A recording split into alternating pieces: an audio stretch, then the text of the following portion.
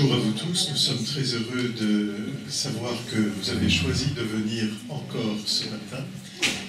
Nous sommes heureux d'accueillir ce matin le Père Jules Mimot. Nous avons inversé les conférences par rapport à cet après-midi. Donc voilà, c'est le Père Jules Mimot qui vous parlera ce matin. Nous sommes très heureux de l'accueillir. Il est venu avec le Père Tremblay. Tous les deux sont venus de Rome dès hier. Et c'est cet après-midi le Père Tremblay qui vous parlera. Nous avons simplement inversé les interventions et j'espère que vous ne nous en tiendrez pas rigueur. Il n'y a aucune raison d'ailleurs. Voilà, merci. Nous sommes heureux d'accueillir le Père Jules Mimot. Il est donc professeur. Vous êtes professeur à Rome. Vous êtes originaire de Québec, de la Gaspésie, tout là-haut, me semble-t-il. Et vous êtes depuis longtemps à Rome, puisque votre ministère est d'étudier la morale fondamentale, la théologie de la morale fondamentale. Et votre spécialisation, c'est l'ecclésiologie, me semble-t-il, c'est ça, n'est-ce pas? Et vous appartenez à l'Institut, l'Académie alphonsienne, et l'Académie alphonsienne est comprise dans ce vaste mouvement de réflexion, de pensée, de théologie de l'Université du Latran, si mes termes sont à peu près corrects. Et donc, vous êtes venu avec le Père Tremblay et deux autres de vos collègues cet hiver, au moment de Noël, et vous avez parlé de l'œuvre que vous aviez accomplie ensemble, qui s'appelle « Fils dans le Fils ». Et à partir de l'échange que nous avons eu, nous nous sommes dit que cela résonnait bien avec la miséricorde. Et lorsque, avec le frère Philippe Hugelet et d'autres, nous avons réfléchi à ce que nous pouvions présenter, proposer pour ces jours de fête thérésienne, nous nous sommes souvenus de cette belle rencontre que nous avions eue avec vous tous au moment de Noël.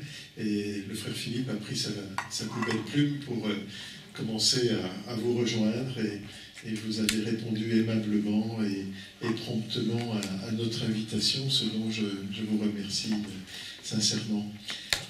Vous allez nous parler de la miséricorde filiale chez Sainte Thérèse et sans plus tarder, nous sommes tout oui pour vous entendre. Merci Père d'avoir pris le temps cet été de travailler longuement pour nous offrir le fruit de votre pensée, la synthèse de votre pensée à partir de ce thème dont vous nous parlez maintenant. Merci Père.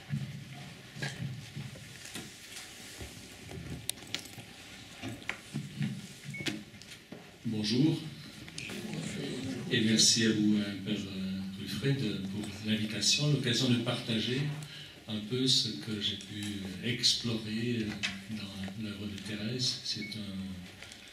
Il y a des filons infinis dans l'œuvre de Thérèse, donc ce sera forcément très synthétique.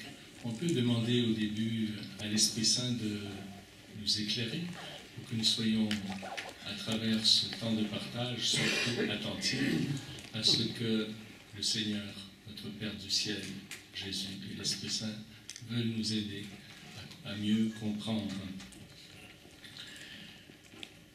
La miséricorde, vertu filiale chez Thérèse de Lisieux. Les trois éléments de ce titre, la miséricorde, la vertu filiale et Thérèse de Lisieux, sont trois éléments du contexte qui m'a amené à choisir ce titre.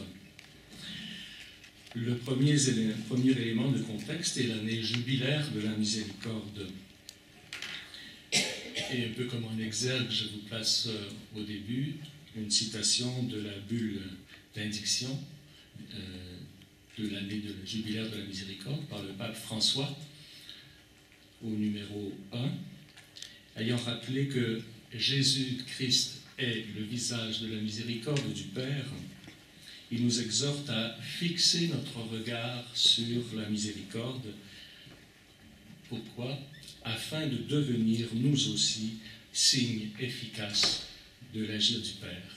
Et je pense qu'en nous aidant à mieux comprendre ce que signifie vertu et ce que signifie en particulier la vertu de miséricorde, Thérèse pourra nous aider à fixer notre regard sur la miséricorde et à devenir chacun, selon notre vocation, signe efficace de l'agir du Père.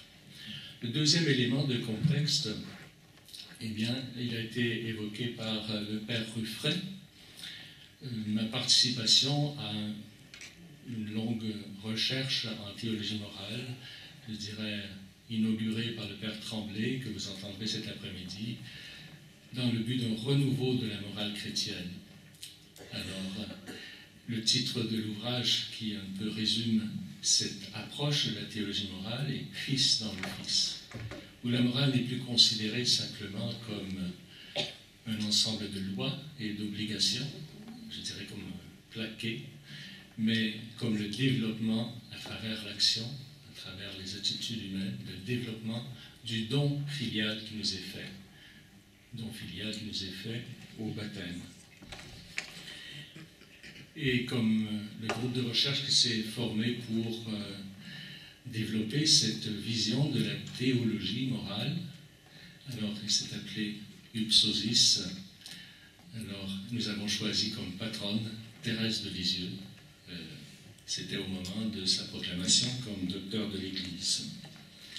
Le troisième élément du titre, évidemment, c'est Thérèse, c'est celle qui nous rassemble en ces jours. Pour mieux, avant de commencer à explorer toute l'œuvre de Thérèse, pour mieux comprendre ce que signifie la miséricorde comme vertu filiale, il peut être important de prendre le temps de regarder qu'est-ce que signifie être fils de Dieu. C'est Jésus qui réalise pleinement cette identité filiale, étant lui le Fils éternel.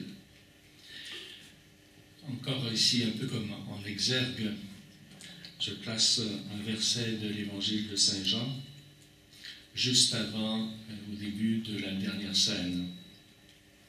Il s'agit du verset 3 du chapitre 13. Vous connaissez, c'est de l'introduction au lavement des pieds. Je cite, « Jésus, sachant que le Père lui avait tout remis entre les mains, et qu'il était venu de Dieu, et qu'il s'en allait vers Dieu. » Et la suite, il prit un linge et s'enseignit et lave les pieds de ses disciples. Ce qui est évoqué ici à travers une image locale, venir de Dieu et aller vers Dieu, correspond à un mouvement intérieur d'accueil et d'offrande, un mouvement qui prend tout l'être de Jésus. Le Fils est celui qui reçoit tout son être de Dieu Père et le lui offre en retour. Son être est relation au Père. Saint Thomas dira une relation subsistante. Le Père a tout, l'autre élément de ce verset, le Père a tout remis entre les mains de son Fils. Et lui, il veut tout ce que le Père veut. Il l'atteste au Jardin des Oliviers en affrontant une souffrance abyssale.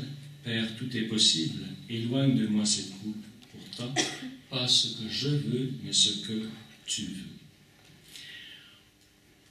On peut trouver chez Thérèse un texte qui est de quelque façon enraciné devant dans cette orientation filiale de vouloir tout ce que veut le Père. Et je cite Thérèse, c'est dans le manuscrit A qu'elle a écrit pour Mère Agnès de Jésus.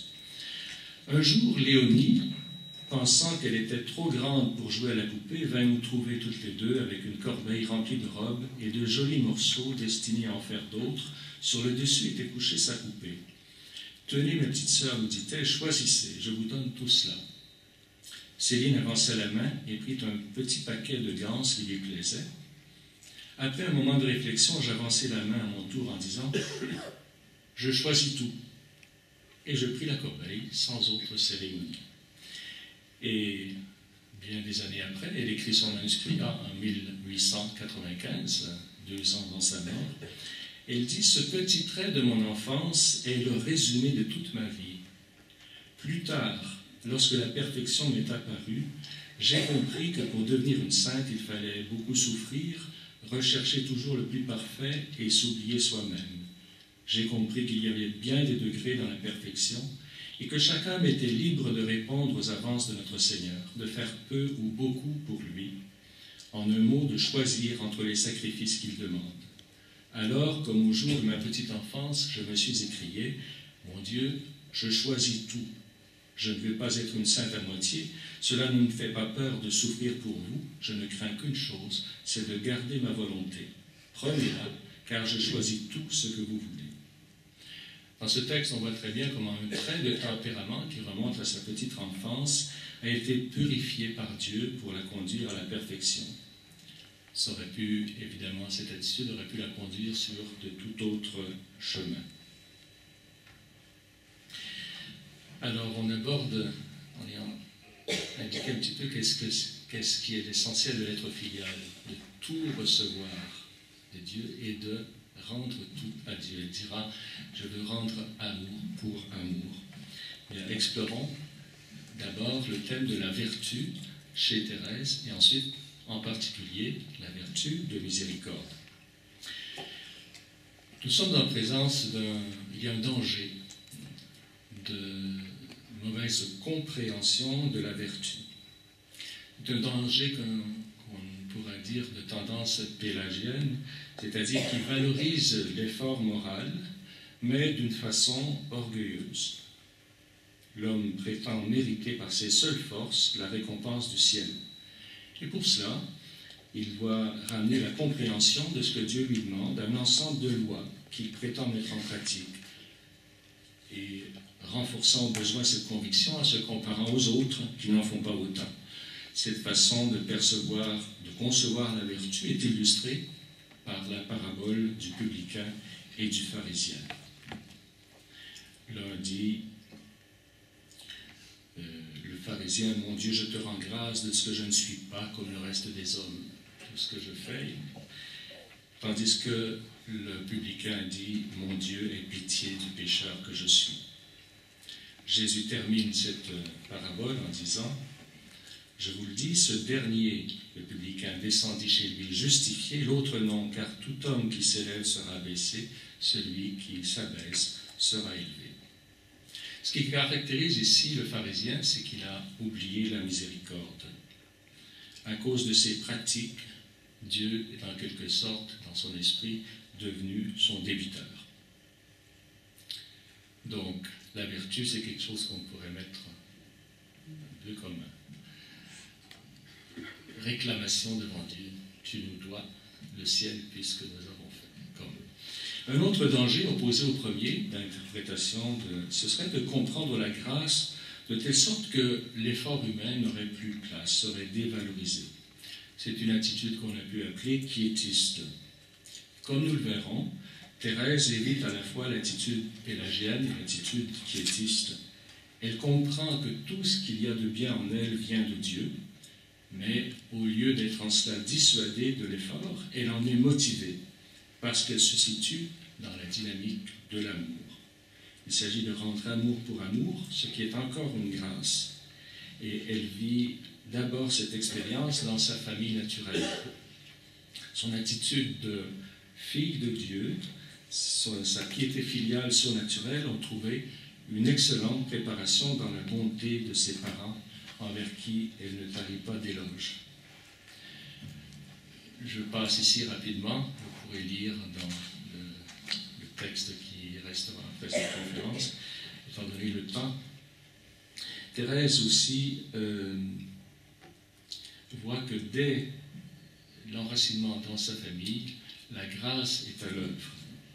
Elle dira un jour, il faut que le saint baptême dépose dans les âmes un germe bien profond des vertus théologales, puisque dès l'enfance, elles se montrent déjà, et que l'espérance des biens futurs suffit pour faire accepter des sacrifices. Pour montrer tout ce qu'elle doit à ses parents, tout ce qu'elle doit à la providence de Dieu déjà à travers sa famille naturelle, Thérèse s'emploie à décrire ses défauts. Elle parle elle en nomme plusieurs, elle donne des illustrations. Elle parle de ses furies épouvantables quand elle était toute petite, même avant la mort de sa mère. Elle parle de son amour-propre aussi, contre lequel elle aura lutté pratiquement toute sa vie. Et elle l'illustre par plusieurs exemples, je vous en donne un. Un jour, maman me dit, « Ma petite Thérèse, si tu veux baiser la terre, je vais te donner un sou. » Un sou, c'était pour moi toute une richesse. Pour le gagner, je n'avais pas besoin d'abaisser ma grandeur, car ma petite taille ne mettait pas une grande distance entre moi et la terre. Cependant, ma fierté se révolta à la pensée de baiser la terre. Me tenant bien droite, je dis à maman, « Oh non, ma petite mère, j'aime mieux ne pas avoir de sou. » Thérèse avait alors moins de 4 ans et demi. Mais l'influence de son éducation et de la grâce lui donne un grand désir de se corriger de ses défauts. Avant sa première communion, elle écrit à la prière du Carmel, Mère Marie de Gonzague, « Je viens vous demander de prier le petit Jésus pour moi, car j'ai bien des défauts et je voudrais m'en corriger. » Alors, on pourrait ajouter encore d'autres exemples, mais il y en a un qui a une importance particulière et qui est lié à un épisode dont je suppose que vous connaissez, sa grâce de Noël. Il s'agit du défaut de son extrême sensibilité.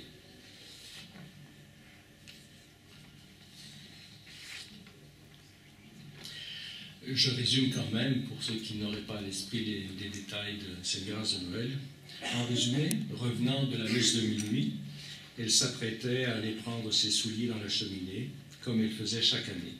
Mais cette année-là, son père, fatigué de la messe de minuit, a cette remarque, « Enfin, heureusement, c'est la dernière année. » Thérèse a le cœur percé, ses larmes sont bien près de jaillir, mais en montant l'escalier, un événement intérieur se produit qu'elle décrit ainsi. Et je cite, « Thérèse n'était plus la même. Jésus avait changé son cœur.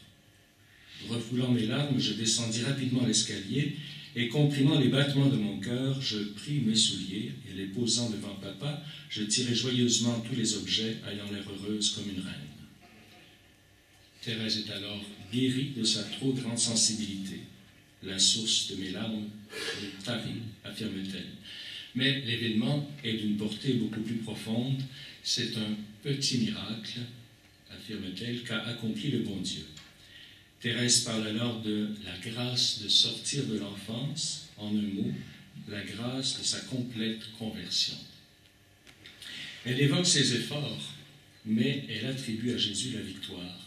Et je cite, « En un instant, dit-elle, l'ouvrage que je n'avais pu faire en 10 ans, Jésus le fit, se contentant de ma bonne volonté, qui jamais ne me fit défaut. » Ayant comparé sa situation à celle des apôtres qui ont péché toute la vie inutilement, elle dit, « Plus miséricordieux encore pour moi qu'il ne le fut pour ses disciples, Jésus prit lui-même le filet, le jeta et le retira rempli de poissons. » Il importe encore ici de noter comment cette initiative divine gratuite, loin de la dissuader de faire des efforts, l'y encourage. Je cite encore à la fin de ce texte, « En cette nuit où il se fit faible et souffrant pour mon amour, Jésus me rendit forte et courageuse.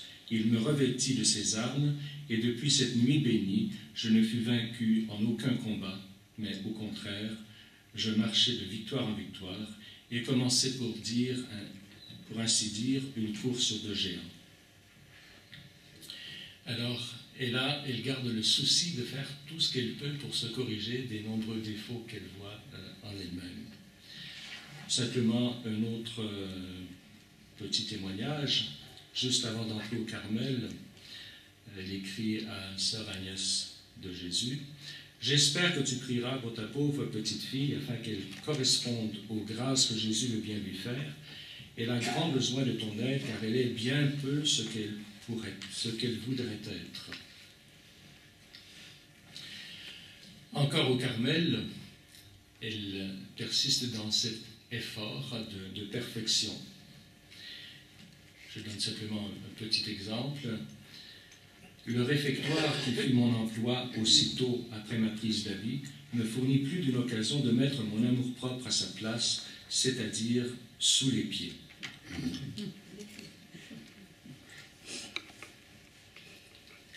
Et cela va durer toute sa vie, parce que encore à la fin de sa vie, alors qu'elle est malade, à quelques mois de sa mort, quand elle traversera ce qu'elle appelle la nuit de la foi, elle dit « Je ne crains pas une longue vie, je ne refuse pas le combat, car le Seigneur est la roche où je suis élevé, qui dresse mes mains au combat et mes doigts à la guerre. Il est bouclier, j'espère en lui. » Mais ce combat qu'elle aura toute sa vie ne consiste pas à acquérir des mérites qu'elle pourrait faire valoir devant Dieu. Durant ses premières années au Carmel, elle écrit souvent à sa sœur Céline, qui entrera au Carmel seulement plusieurs années plus tard, puisqu'elle aura à s'occuper de son père. Alors, en juillet 1893, elle écrit à Céline. Céline lui dit qu'elle a moins de mérite que les autres. Et Thérèse lui répond, « Le mérite ne consiste pas à faire ni à donner beaucoup, mais plutôt à recevoir, à aimer beaucoup. » Je pense que c'est ce qu'il faut retenir. Ce n'est pas la conception spontanée que nous avons du mérite. Il faudra beaucoup de temps à Céline pour, je dirais non pas simplement comprendre avec sa tête, mais intérioriser cette vision du mérite. Alors que plusieurs années après, Céline est entrée au Carmel, elle est au noviciat, elle éprouve le besoin de s'encourager en dénombrant ses mérites passés. Et à l'occasion de sa fête, elle demande à Thérèse de lui écrire un poème. Jésus, rappelle-toi. Thérèse lui écrira ce poème qu'elle va dédier à Céline, mais elle lui joue un tour. Elle lui écrit en effet « Jésus, mon bien-aimé, rappelle-toi », mais elle renverse complètement la perspective en énumérant non pas les sacrifices et les mérites de Céline, mais en énumérant les sacrifices de Jésus pour Céline. Vous pourrez relire cette poésie numéro 24, qui est éloquente. Alors pour Thérèse, pour parvenir à la vraie gloire, celle du ciel, il n'est pas nécessaire de faire des œuvres éclatantes, de se cacher et de pratiquer la vertu, mais il est important de se cacher, de pratiquer la vertu, mais en sorte que la main gauche ignore ce que fait la main droite. On a évidemment une évocation là de l'évangile de Matthieu. Quand tu fais l'aumône, que ta main gauche ignore ce que fait ta main droite, afin que ton aumône soit secrète, et ton Père qui voit dans le secret te le rendra. Donc la relation au Père est suggérée ici. Donc en tout, nous sommes dans la perspective de la priorité de l'amour. Au deuxième mois de son noviciat, Thérèse écrivait à Céline, « Le grain de sable, c'est le symbole qu'elle donne à sa propre personne, veut se mettre à l'œuvre sans joie, sans courage, sans force, ce n'est pas ce qui importe, de se sentir forte. Et c'est tous ces titres qui lui faciliteront l'entreprise. Elle veut travailler par amour. Travailler, mais par amour. » Pour synthétiser cette relation entre ce qui est donné gratuitement par Dieu et ce combat, cet effort dans la vertu, mais qui doit être toujours protégé de se retourner de façon orgueilleuse, comme dans le cas du pharisien. Il y a un texte, ou plutôt un témoignage très important, puisqu'il se trouve dans le carnet jaune, c'est-à-dire dans les derniers temps de la vie de Thérèse, dont témoigne Mère Agnès. Donc ce sont les paroles de Thérèse rapportées par Mère Agnès. Ce sont aux 6, 7 et 8 août 1897.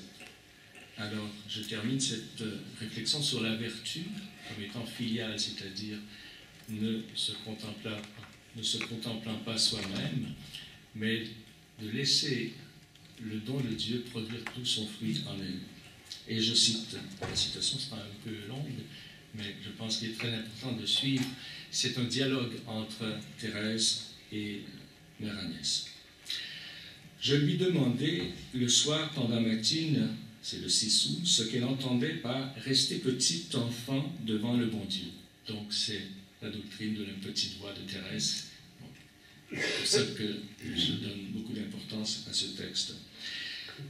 Elle me répondit, c'est reconnaître son néant, attendre tout du bon Dieu, comme un petit enfant attend tout de son Père. C'est ne s'inquiéter de rien, ne point gagner de fortune.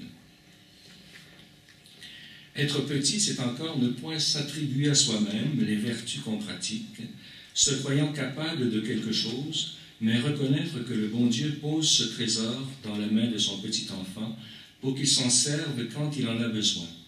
Mais c'est toujours le trésor du bon Dieu. Enfin, c'est de ne point se décourager de ses fautes, car les enfants tombent souvent et ils sont trop petits pour se faire beaucoup de mal. Le lendemain, elle dit, je ne cesse de dire au bon Dieu, « Ô mon Dieu, je vous en prie, préservez-moi du malheur d'être infidèle. » Donc elle perçoit que cette grâce de ne répondre que par amour, ce n'est jamais acquis une fois pour toutes. C'est un mouvement constant de recevoir et de se redonner. Alors, Mère Agnès est surprise que Thérèse demande d'être préservée du malheur d'être infidèle. Elle lui dit, mais de quelle infidélité voulez-vous parler? Et Thérèse répond, d'une pensée d'orgueil entretenue volontairement. Si je me disais, par exemple, j'ai acquis telle vertu, je suis certaine de pouvoir la pratiquer, car alors ce serait s'appuyer sur ses propres forces, et quand on en est là, on risque de tomber dans l'abîme. Qu'est-ce que je ferais, poursuit-elle, qu'est-ce que je deviendrais si je m'appuyais sur mes propres forces? Un jour plus tard, le lendemain, Mère Agnès lui dit, elle lui dit qu'elle ferait valoir ses vertus plus tard. Thérèse répond du tac au tac, c'est le bon Dieu tout seul qu'il faut faire valoir, car il n'y a rien à faire valoir dans mon petit néant. Cependant, consciente, je dirais de façon dramatique, de sa dépendance totale de la grâce, elle ne nie pas l'importance de ses efforts. Parce que le même jour, dans le dialogue avec Mère Agnès, elle dit ceci. « J'ai pensé aujourd'hui à ma vie passée, à l'acte de courage que j'avais fait autrefois à Noël. » Elle n'avait pas souligné tellement dans le récit de la grâce de Noël, elle avait souligné comment c'est Jésus qui fait tout. Le fait de se reprendre, d'arrêter ses larmes, elle dit ici que c'est un effort. La louange adressée à Judith m'est revenue à la mémoire. Vous avez agi avec un courage viril et votre cœur s'est fortifié. Bien des âmes disent, mais je n'ai pas la force d'accomplir tel sacrifice.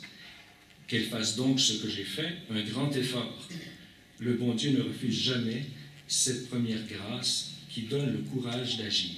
Après cela, le cœur se fortifie et l'on va de victoire en victoire. Je pense que c'est un dialogue qui est très éclairant sur cet enjeu du rapport entre la grâce et l'effort humain qui provient de la grâce. Il s'agit de permettre à Dieu d'agir en nous, mais en lui donnant tout ce que nous avons de désir.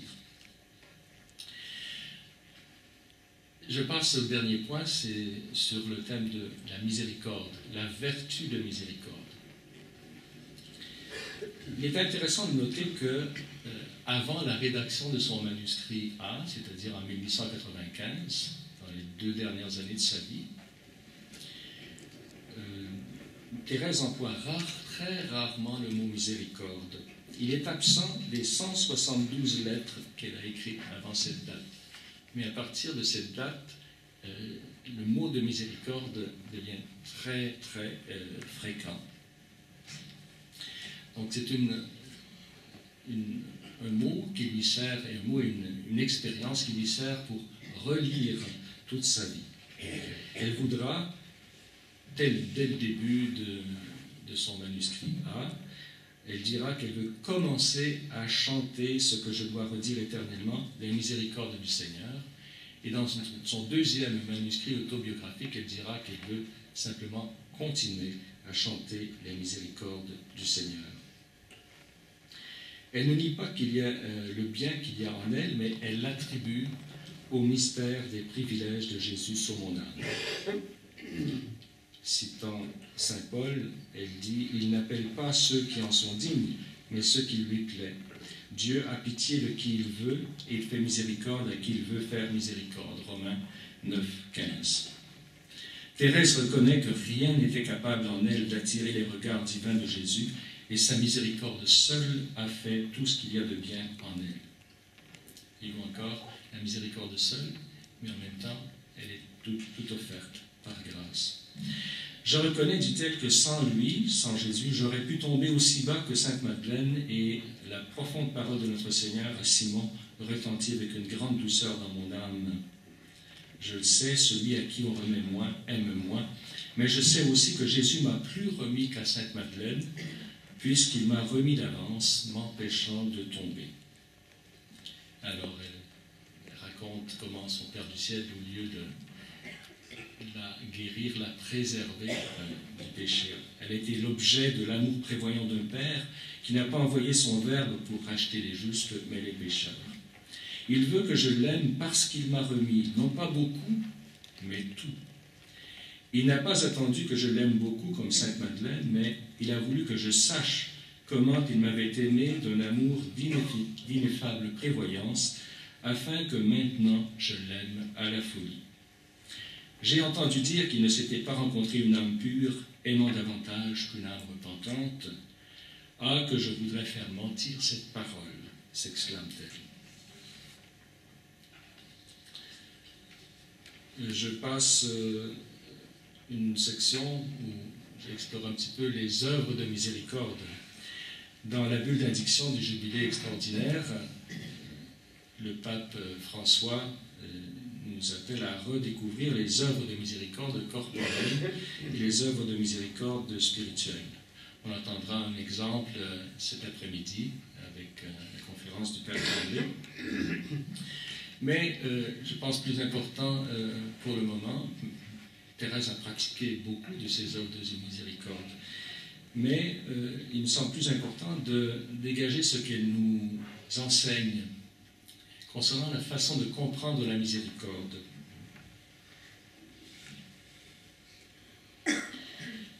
Il y a des dangers aussi, nous en avons évoqué, dans la façon de comprendre la vertu de façon orgueilleuse. Il y aurait aussi quelques dangers dans la façon de considérer la miséricorde. On pourrait en fait considérer la miséricorde comme une sorte d'indifférence de Dieu envers le mal. Dieu est bon, de toute façon, quoi que je fasse, quoi que je vive, tout finira bien. Donc une façon qui décourage de l'effort. Il y aurait aussi, donc c'est la façon, je dirais, dans la ligne piétiste, pourquoi se préoccuper? Finalement, l'effort moral sera un tracas inutile. Si Dieu est bon, tout va bien finir. L'opposé, c'est de considérer la bienfaisance indépendamment de la grâce de Dieu, de penser que nous arriverons en étant bons, en faisant, c'est une sorte de philanthropie orgueilleuse, en tout cas, qui ne s'ouvre pas et ne comprend pas la nécessité de la grâce.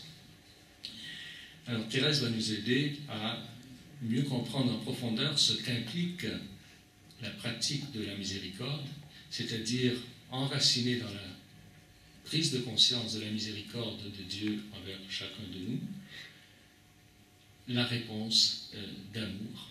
Une réponse d'amour qui s'appelle miséricorde dès lors qu'elle prend en compte la misère de l'autre.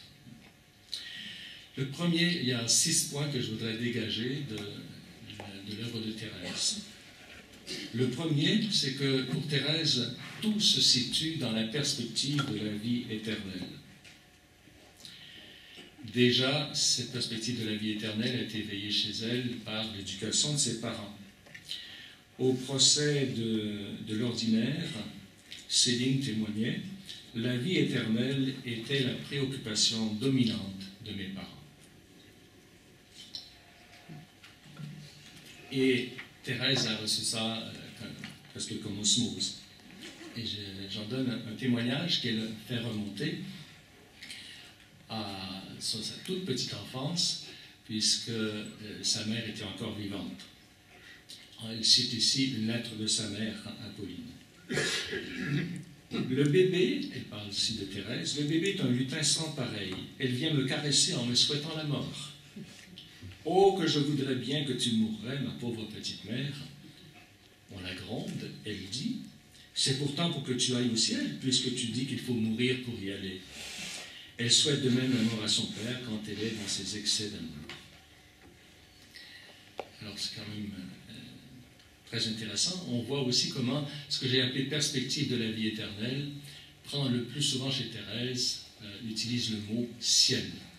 Parfois aussi, comme le ciel est le lieu du Père, alors elle emploiera le mot la patrie.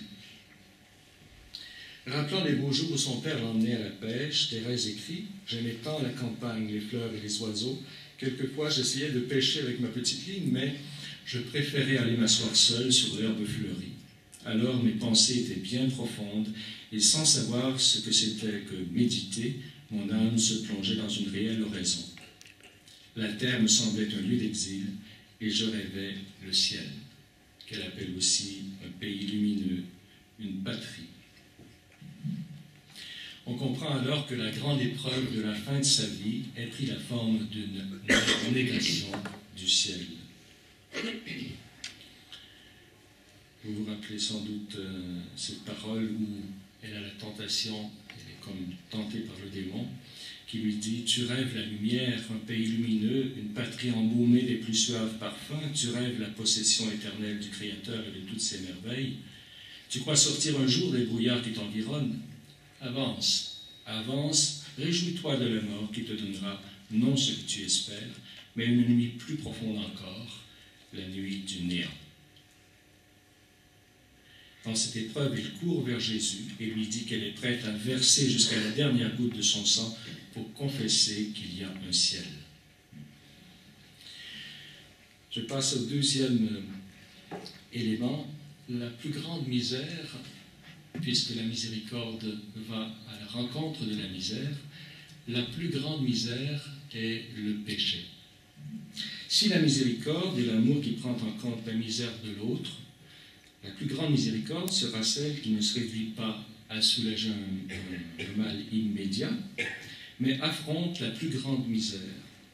Si le ciel est le plus grand bien, le plus grand mal est ce qui en compromet l'accès, c'est-à-dire le péché. Travailler à la conversion des pécheurs, ou équivalemment sauver les âmes, sera pour Thérèse sa principale œuvre de miséricorde spirituelle. Dans son manuscrit A, elle s'exclame « Oh, comme j'ai compassion des âmes qui se perdent !» Si mon cœur n'avait pas été élevé vers Dieu dès son éveil, si le monde m'avait souri dès mon entrée dans la vie, que serais-je devenu? Un moment capital dans la prise de conscience de cette vocation de sauver les âmes, de travailler à la conversion des pécheurs, ce moment suit immédiatement sa grâce de Noël, que j'ai déjà évoquée. Elle avait terminé son récit en disant « Plus miséricordieux encore pour moi qu'il ne le fit pour ses disciples, Jésus prit lui-même le filet, le jeta et le retira rempli de poissons. » Et par association avec l'image de la pêche, Thérèse continue « Il fit de moi un pêcheur d'âmes. Je sentis un grand désir de travailler à la conversion des pécheurs, désir que je n'avais pas senti aussi vivement. » Après le récit d'une expérience spirituelle sur laquelle je reviendrai dans un instant, Thérèse continue « Je me sentais dévoré de la soif des âmes. J'entendis parler d'un grand criminel, il s'agit de Pranzini. Je voulus à tout prix l'empêcher de tomber en enfer. Comme on le sait, Thérèse fut exaucée par la conversion de Pranzini et le signe qu'il en donna.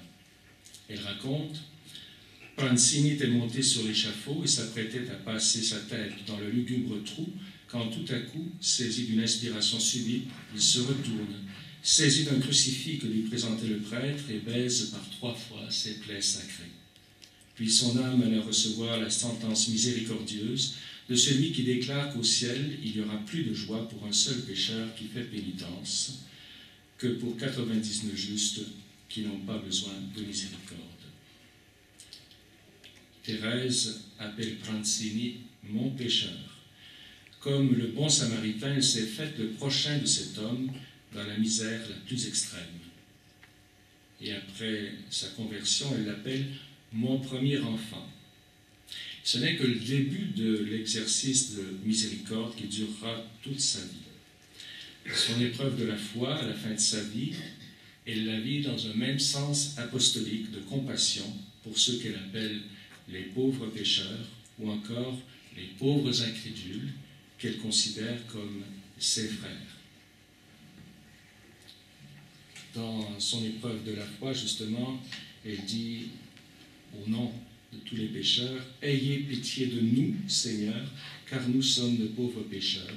Ô Seigneur, envoyez-nous justifier, que tous ceux qui ne sont point éclairés du lumineux flambeau de la foi le voient luire enfin. » L'expérience spirituelle qui se situe entre cette grâce de Noël et sa découverte, sa redécouverte de la vocation de travailler à la conversion des pécheurs, on pourrait dire qu'elle découvre et qu'elle est appelée à avoir une miséricorde envers Jésus, une compassion envers Jésus. Alors, ce n'est pas évident. Elle en témoigne, et je vous cite le texte qui suit la grâce de Noël. Un dimanche, en regardant une photographie, dit-elle, de notre Seigneur en croix, je fus frappé par le sang qui tombait de ses mains divines. J'ai éprouvé une grande peine en pensant que ce sang tombait par terre sans que personne s'empresse de le recueillir. Et je résolus de me tenir en esprit au pied de la croix pour recevoir la divine rosée qui en découlait, comprenant qu'il me faudrait ensuite la répandre sur les âmes. Le cri de Jésus sur la croix retentissait aussi continuellement dans mon cœur, « J'ai soif ». Je voulais donner à boire à mon bien-aimé et je me sentais moi-même dévoré de la soif des âmes. On pourrait se demander s'il est approprié ici l'expression de la miséricorde envers Jésus. Évidemment, il ne s'agit pas, dans le cas de Jésus, de la misère du péché. Mais je pense qu'on peut s'autoriser de cette expression à partir de 2 textes de l'Écriture. Le premier où Jésus se présente comme celui qui s'est fait pauvre, de riche qu'il était, afin de vous enrichir par sa pauvreté, ou encore en évoquant Matthieu 25, où Jésus dit « Tout ce que vous avez fait au plus petit d'entre les miens, c'est à moi que vous l'avez fait ». Or, on trouve chez Thérèse elle-même un texte, je dirais, comme une corroboration de cette interprétation. Je cite « Jésus, il se fait pauvre pour que nous puissions lui faire la charité. Il nous tend la main comme un mendiant, afin qu'au jour du radieux du jugement, alors qu'il paraîtra dans sa gloire, il puisse nous faire entendre ces douces paroles, « Venez les bénis de mon Père, car j'ai eu faim et vous m'avez donné à manger, j'ai eu soif et vous m'avez donné à boire. » C'est lui qui veut notre amour, qui le mendie, il se met pour ainsi dire à notre merci. Un 4e point pour comprendre ce qu'implique la miséricorde, c'est que la miséricorde ne se réalise pas simplement par l'action, mais aussi par la passion, c'est-à-dire la souffrance. Bien qu'elle ait été très choyée par sa famille, Thérèse a souffert très tôt dans sa vie de la mort prématurée de sa mère, des autres séparations de celle qui a été sa petite mère, Pauline, de l'entrée au Carmel de son autre sœur Marie, etc.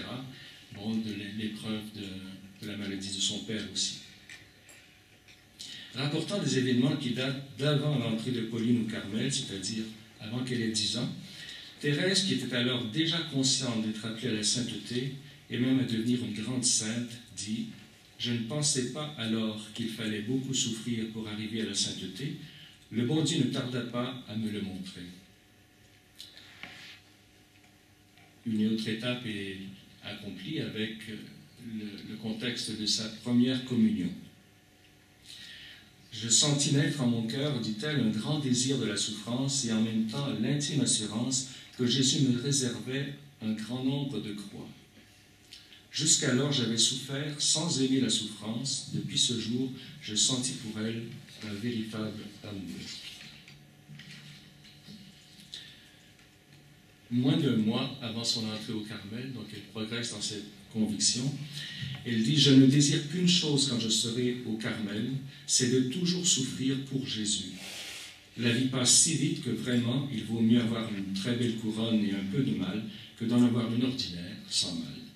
Et puis, pour une souffrance supportée avec joie, quand je pense que pendant toute l'éternité, on aimera mieux le bon Dieu. Puis, en souffrant, on peut sauver les âmes. » Je m'arrête là, il y aura encore de nombreux textes chez Thérèse. Un cinquième élément, c'est que cette fécondité qu'elle enracine en particulier dans la souffrance, cette fécondité est continuée au ciel. Alors là, vous avez entendu 1000 fois cette expression, je voudrais passer mon ciel à faire du bien sur la terre. Je sens surtout que ma mission va commencer. Ma mission de faire aimer le bon Dieu comme je l'aime.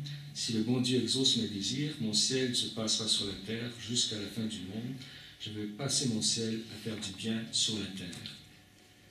Ce n'est pas impossible, dit-elle, puisque, et on fête les archanges aujourd'hui, au sein même de la vision béatifique, les anges veillent sur nous. Je ne puis pas me faire une fête de jouir, je ne peux pas me reposer tant qu'il y aura des âmes sauvées. L'abbé Bellière, avec qui elle était en correspondance, ne comprenait pas vraiment comme Thérèse cette continuité de la fécondité.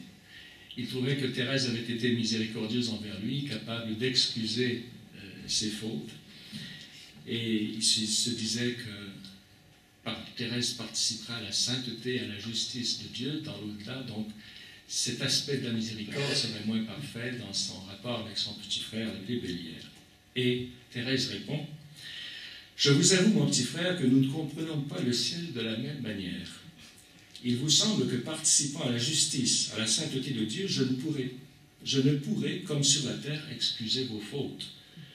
Oubliez-vous donc que je participerai aussi à la miséricorde infinie du Seigneur. Je crois que les bienheureux ont une grande compassion pour nos misères. Leur tendresse fraternelle devient plus grande encore qu'elle ne l'était sur la terre. » Sixième et dernier point de ce que nous enseigne Thérèse. Je dis dernier parce qu'on pourrait développer bien davantage, mais de ce qu'il m'est apparu important de souligner aujourd'hui. La charité fraternelle, c'est dans son deuxième manuscrit autobiographique qu'elle, je dirais, détaille dans le quotidien et dans, je dirais, la psychologie de son rapport avec ses sœurs, ce qu'implique la charité fraternelle. Elle se réfère, elle dit d'ailleurs au début, cette année, ma mère chérie, le bon Dieu m'a fait la grâce de comprendre ce que c'est que la charité. Avant, je le comprenais, il est vrai, mais d'une manière imparfaite. C'était en référence au nouveau commandement que Jésus donne, le commandement nouveau, non plus d'aimer son prochain comme soi-même, mais d'aimer son prochain comme Jésus l'aime.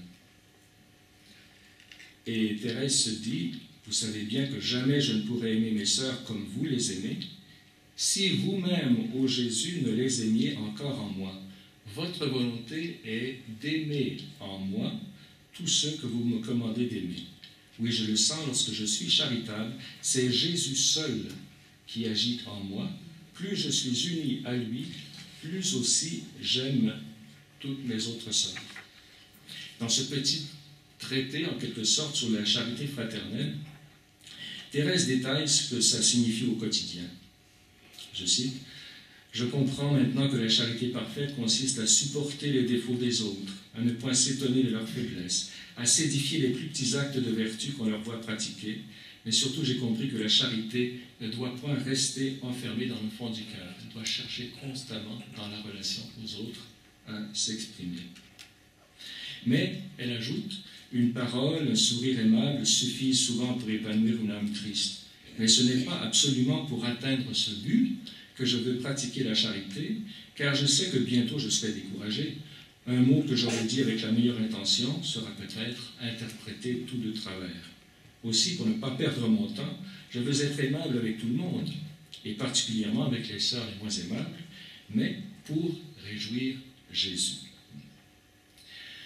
Donc, l'exercice de la charité, de la miséricorde, prend ses formes. Ce sera souvent faire plaisir. C'est un mot qui revient très souvent chez Thérèse.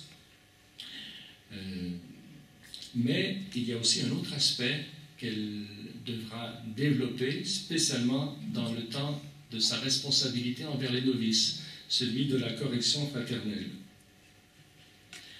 Elle comprend ce rôle qu'elle a à jouer comme étant encore instrument de Jésus.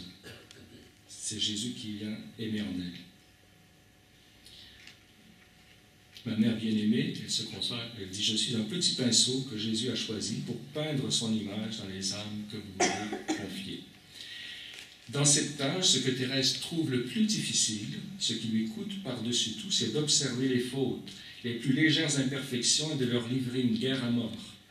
J'aimerais 1000 fois mieux recevoir des reproches que d'en faire aux autres, mais je sens qu'il est très nécessaire que cela me soit une souffrance, car lorsqu'on agit par nature, c'est impossible à l'âme à laquelle on veut découvrir ses fautes qu'elle comprenne ses torts. Alors on voit très bien que sa délicatesse envers les autres n'est pas une indifférence au mal, n'est pas une indifférence à la vérité.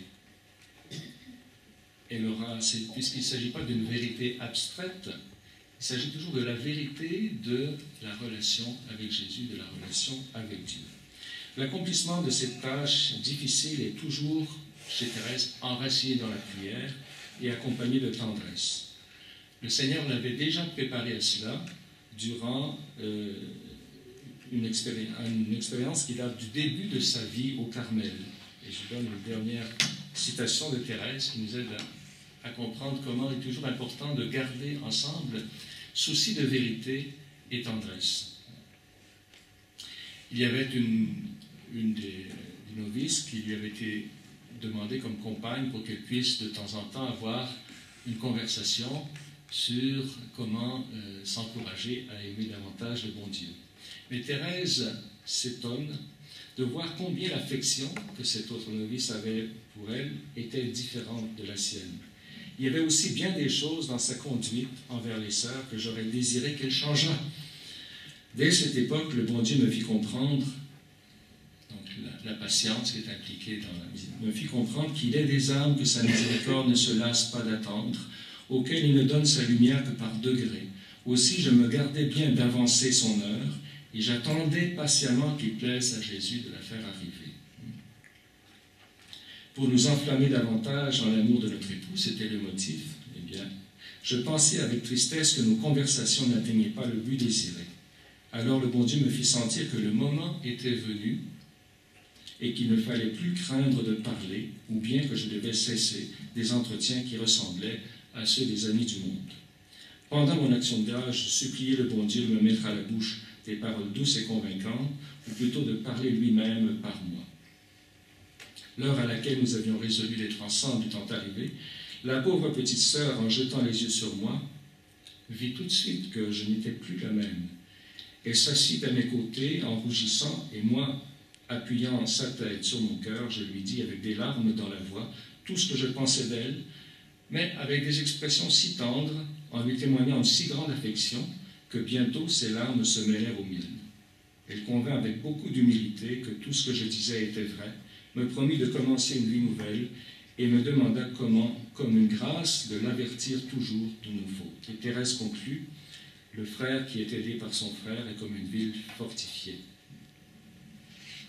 Il me semble bien que ces pages sur la charité fraternelle et sur la responsabilité, qu'on peut appeler pastorale, peuvent être bien inspirantes pour tous ceux qui ont à répondre à l'exhortation du pape François d'exercer le discernement dans les situations familiales irrégulières. Je pense particulièrement au chapitre 8 de l'exhortation apostolique Amoris Laetitia.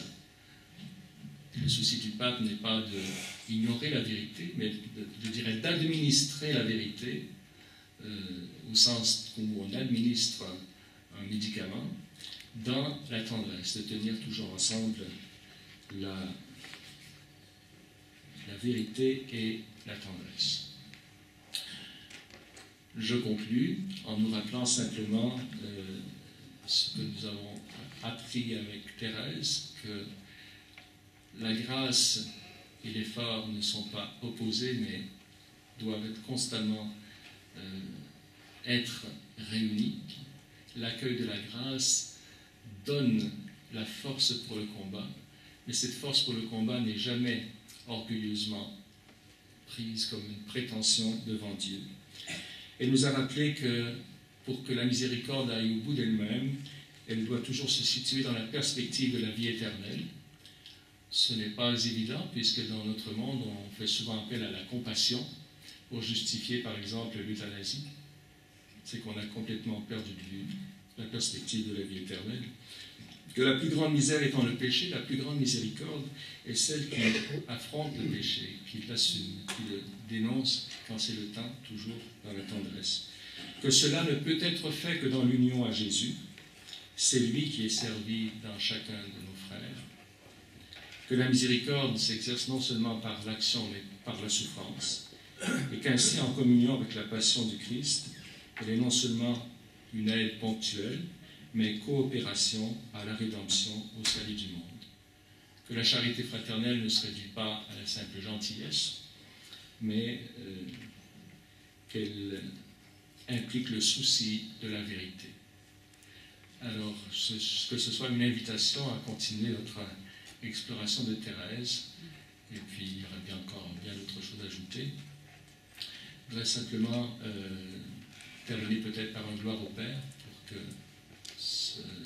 cette fréquentation de Thérèse produise en chacune de nous ce qu'elle a désiré, que nous devenions, que nous trouvions chacun notre vocation, notre place dans l'Église, elle qui voulait être au cœur de l'Église, sa mère, l'amour, et bien que le Seigneur nous aide à trouver chacune d'entre nous comment il attend de nous que nous soyons amour au cœur de l'Église, notre mère. Gloire au Père, au Fils et au Saint-Esprit, au Dieu qui est, qui était et qui vient, pour les siècles des siècles. Amen. Je vous demande miséricorde pour avoir un peu, je pense, peut-être dépassé le temps prévu. Je ne sais pas si on a encore un peu de temps pour dialoguer. Bon, je suis à votre disposition. Vous pourrez compléter, poser des questions, des objections.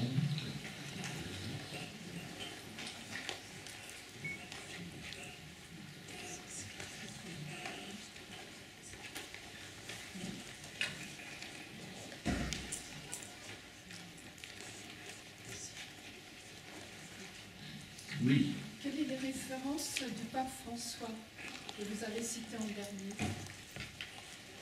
sur la vérité, Oui. la fraternité entre frères et sœurs? Du pape François. J'ai référé à 1 Maurice Laetitia, l'exhortation sur la famille, donc la joie de l'amour, au chapitre 8 en particulier. Il ne faut pas aller lire en premier le chapitre 8. Il faut lire, aux familles, il a recommandé de commencer par le chapitre 4, qui est un commentaire de la lettre, du chapitre 13 de la lettre de Saint Paul aux Corinthiens, qu'on appelle l'hymne à l'amour. Et donc c'est la beauté de la vocation du mariage et de la famille qu'il décrit. Il rappelle, je dirais, la richesse de la doctrine de l'Église à ce sujet. Mais il a souci d'être le pasteur de 100 brebis et non pas de seulement 99. Donc, sans jamais nier ce qui est le don qui nous est fait de Dieu, la vérité qui est une vérité de notre relation à Dieu dans la famille, ce qu'on oublie trop souvent quand on essaie d'inventer et de justifier toutes sortes d'autres types d'unions, de mariages, de familles.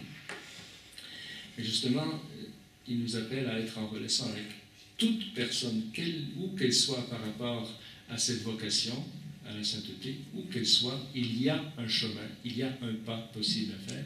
Et ce pas a besoin d'une administration de la vérité, mais qui ne veut pas dire un médicament, on ne donne pas, je dirais, toute une boîte de comprimés à prendre d'un coup, parce que ça va aller plus vite.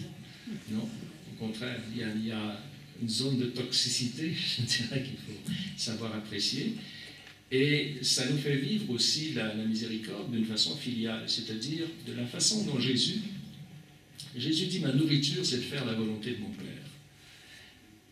Et il nous invite à prier, donne-nous notre pain de ce jour. Jésus recevait au jour le jour la vérité de son Père.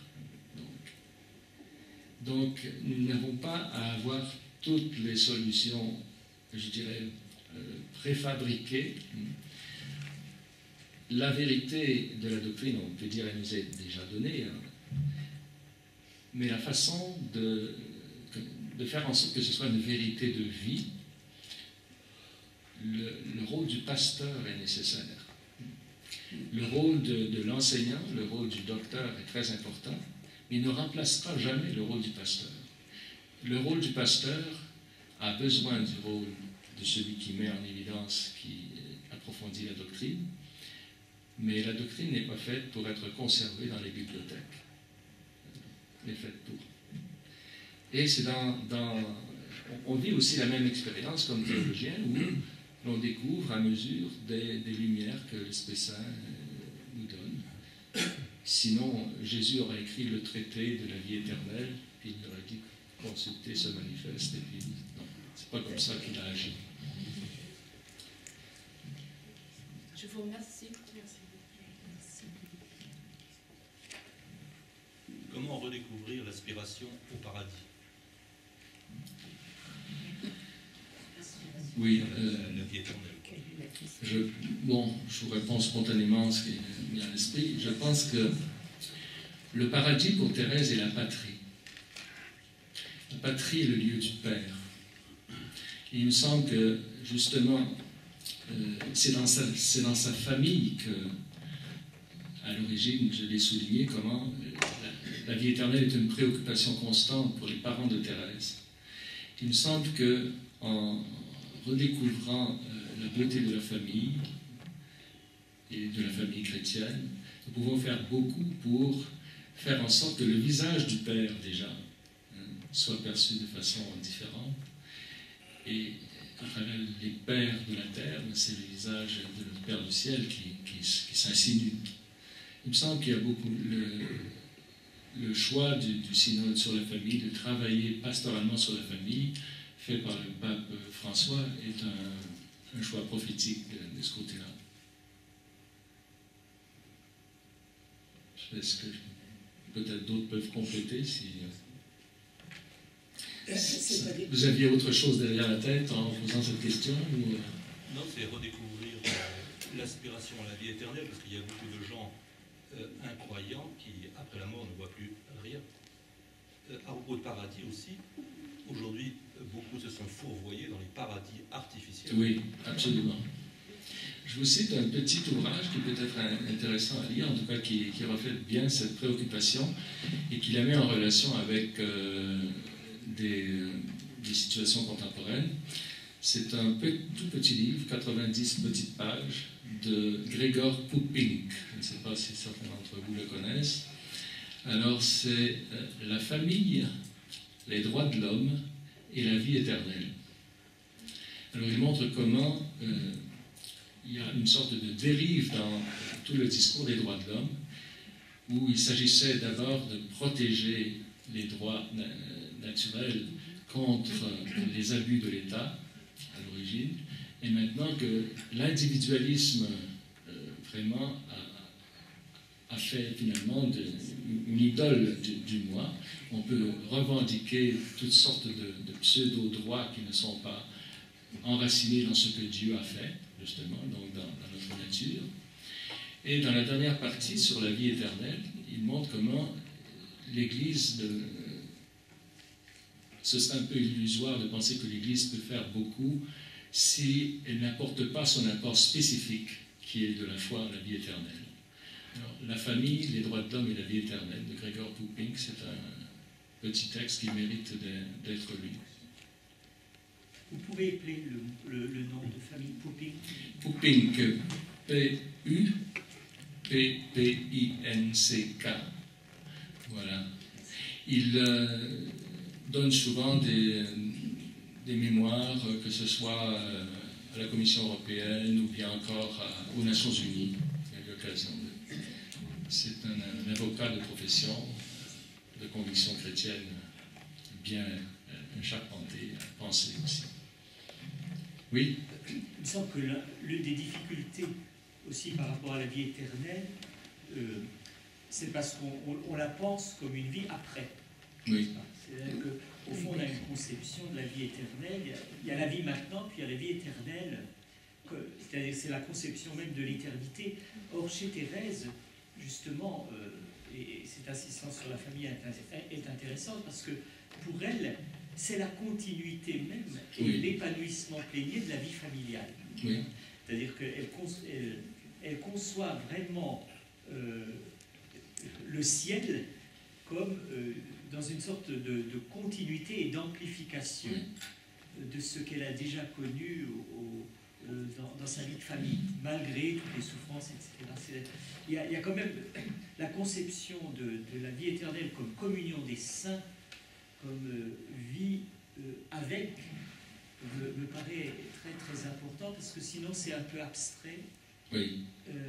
Enfin, ça risque d'être très intellectuel, alors qu'il s'agit véritablement de découvrir que lorsque nous aimons quelqu'un, ben, on n'a pas envie d'arrêter de l'aimer. Enfin, je veux dire que dans la relation même qui nous lie les uns aux autres, même quand on ne se voit plus, même quand il y a quelque chose qui demande d'aller au-delà de la mort. Oui.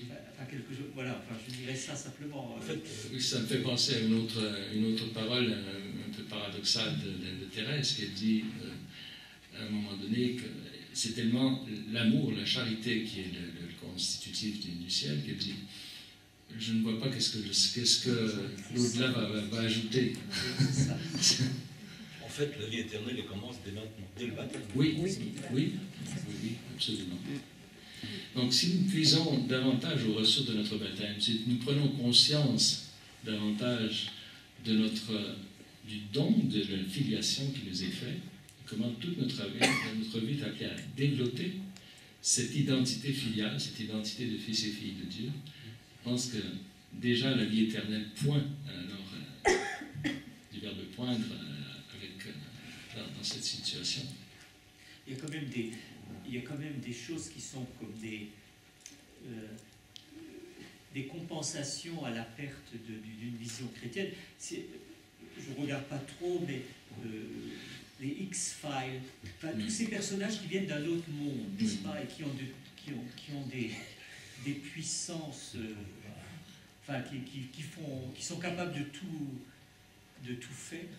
On me dit, enfin, c'est une sorte de sécularisation. Là, tout ce qui est dans le monde de la science-fiction, en quelque manière, il y a beaucoup de choses qui en définitive, dans l'ordre de l'imaginaire, a émigré du réel de l'évangile, en quelque sorte. Mais est-ce que c'est pas aussi une nostalgie de la vision paradisiaque du paradis? Il y a peut-être une pierre d'attente là ou du moins ça révèle quelque chose du cœur de l'homme, enfin au-delà de, enfin je sais pas, c'est une supposition, mais bon, il y a des pierres d'attente peut-être plus qu'on le croit. Je citais au début l'exhortation du pape François dans la bulle d'indiction. Il nous exhorte à fixer notre regard sur la miséricorde afin de devenir nous aussi signes efficaces de l'agir du Père. Alors ça implique une confiance aussi dans le don qui nous est fait. Et je pense qu'il y a deux obstacles qu'on observe dans notre monde à, je dirais, être justement au service de l'agir du Père, donc de ce déjà-là de la vie éternelle. C'est la diverse séduction ou de paradis artificiel, mais aussi la peur, une grande importance. Alors, nous avons besoin de prier pour demander, l'audace de la foi, l'audace de l'évangélisation, en étant sûr que nous ne sommes jamais seuls. Jésus aura besoin de dire cette parole aussi avant sa passion. Le Père ne me laisse jamais seul. Alors, il va vivre quand même une solitude inouïe dont il témoigne. Il ne sent plus la présence du Père sur la croix quand il crie « Mon Dieu, pourquoi m'as-tu abandonné ?» Mais cette présence du Père n'en est pas moins réelle. Il demeure éternellement le Fils. Donc, nous sommes appelés à apprendre la confiance avec Thérèse. Ce qui veut dire, très souvent, apprendre la confiance sera dépasser des peurs très précises qui ont parfois eu toutes sortes d'origines dans notre enfance, dans les conditionnements, dans les milieux où on se trouve. Et on n'est pas... le Père Brault, un jour, a écrit un livre, Le courage d'avoir peur. Alors, le courage d'avoir peur, ça implique non pas d'essayer d'ignorer nos peurs, mais de les assumer, pas seuls, d'en faire l'objet de notre prière. Et de cette façon, nos peurs peuvent devenir une occasion encore de magnifier la miséricorde de Dieu. À propos de l'incroyance et des incroyants, ils sont dans une souffrance ou est-ce que ça peut être aussi une posture?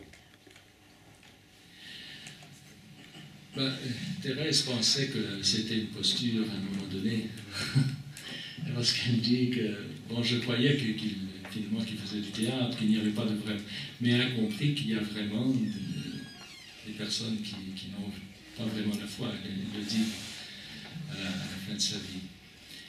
Donc, il peut y avoir, les deux ne s'excluent pas non plus. Donc, il peut y avoir une sorte d'oscillation entre une façon de présenter son incroyance et une souffrance secrète aussi. Donc, c'est sûr que la charité est le moyen universel. Matthieu 25 nous en témoigne. La charité envers tous. Et ensuite, il y a la parole de Dieu qui est aussi appelée à être universelle. Mais il y a une chose qu'on oublie parfois, c'est de prendre acte de l'accueil ou du non-accueil de la parole de Dieu. Donc là, il y a de ne pas se surprendre que la parole de Dieu ne soit pas simplement accueillie. Jésus, à la fin de son discours sur le pain de vie, constate que beaucoup de ceux qui l'avaient suivi ont cessé de le suivre. Alors, il n'essaie pas de se rattraper en disant « Écoutez, c'est symbolique, peut-être je vais vous expliquer autrement, peut-être que vous... » Non. Il dit à ceux qui sont restés « Voulez-vous partir vous aussi ?» Donc, il y a le souci de la liberté de l'adhésion qui, je dirais, parfois peut à l'encontre de nos succès pastoraux immédiats. Donc, d'interpréter, de savoir recevoir pleinement ce qui est encore refus ou non-acceptation de certains points du credo. Donc ça, c'est un autre élément très important. Et au niveau des sacrements, c'est encore un lieu d'intimité plus grande. Je pense que les sacrements présupposent l'accueil de la parole de Dieu. Alors, je pense qu'il faut dépasser une sorte de politique pastorale où on englobe à peu près tout le monde au moindre prix en cherchant des dénominateurs communs. Le discernement auquel nous invite le pape François implique justement de discerner quand on peut dire oui à une chose déterminée, quand ce n'est pas encore le temps de dire oui. Donc c'est un exercice extrêmement difficile pour tous les pasteurs que ce discernement. Mais il faut d'abord la lumière de la vérité et il lui faut, à demander constamment, la tendresse du Christ à exprimer en maintenant constamment les deux ensemble. Et c'est ça qui permet de ne pas ramener à un bon fonctionnement de nos activités pastorales où on va maximiser le nombre de personnes. Ce n'est pas ça qui est le plus important. D'ailleurs, durant le jubilé de l'an 2000, le pape Benoît XVI, à l'époque, sinon il était cardinal Ratzinger à ce moment-là, il avait donné une conférence au jubilé des catéchistes. Et il avait affirmé, il faut faire attention, on n'a pas, je dirais, à désirer le plus petit nombre, mais il faut faire attention, la recherche des grands nombres n'est pas ce que Dieu veut nécessairement. Le succès n'est pas un nom de Dieu, avait-il dit. Alors, et Thérèse nous disait un peu le même message en disant, j'essaie de faire plaisir à tout le monde, oui, mais je ne m'illusionne pas que tout le monde va comprendre mes intentions. Je le fais par amour pour Jésus. Alors, et Jésus ne nous demande pas de plaire nécessairement à tout le monde non plus. Alors, Jésus n'a pas plu à tout le monde, si on n'a qu'à regarder ces points-là, sinon il n'aurait jamais été crucifié. Alors, mais tout est dans... Jésus n'a jamais devancé l'heure de la crucifixion, et ne l'a pas retardé non plus. Donc le discernement du temps où je dois faire une intervention à temps, et une intervention à contre-temps, pour faire allusion à ce que Saint Paul écrit, c'est en restant en relation constante avec le vrai pasteur qui est le Fils. Donc dans une relation vivante, et non pas simplement en suivant simplement une série de principes de politique pastorale qui peuvent être justes, vrais, mais qui n'épuiseront jamais ce que le Seigneur me demande d'être dans telle situation.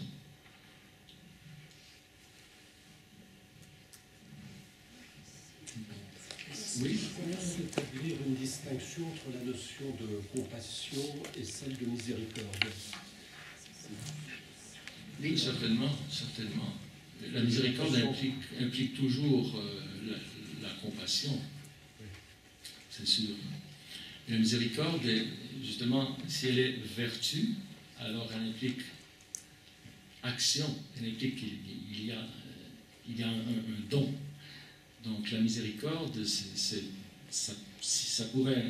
la compassion pourrait rester au niveau de la sensibilité. Mais il s'agit vraiment d'une vertu quand ça s'enracine dans la volonté. C'est une question que posait saint Thomas dans ses articles de la Somme sur la miséricorde. Alors. Merci. On n'épuisera pas le sujet. Je vous remercie de votre patience.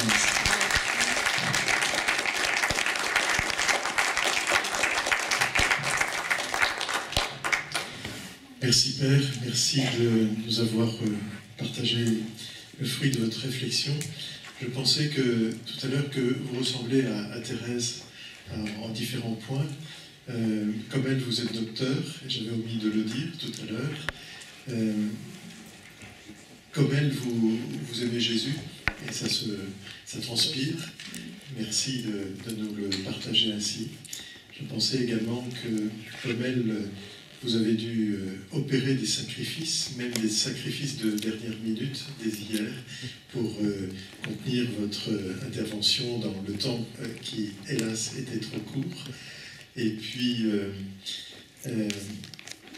comme elle, vous vous exprimez avec simplicité et clarté qui nous permet de comprendre ces belles vérités spirituelles et ces belles vérités de la foi qui nous emmènent un peu plus loin, qui nous permettent d'avancer nous aussi sur le chemin de la miséricorde et de devenir à notre tour miséricordieux avec la grâce que Dieu nous communique.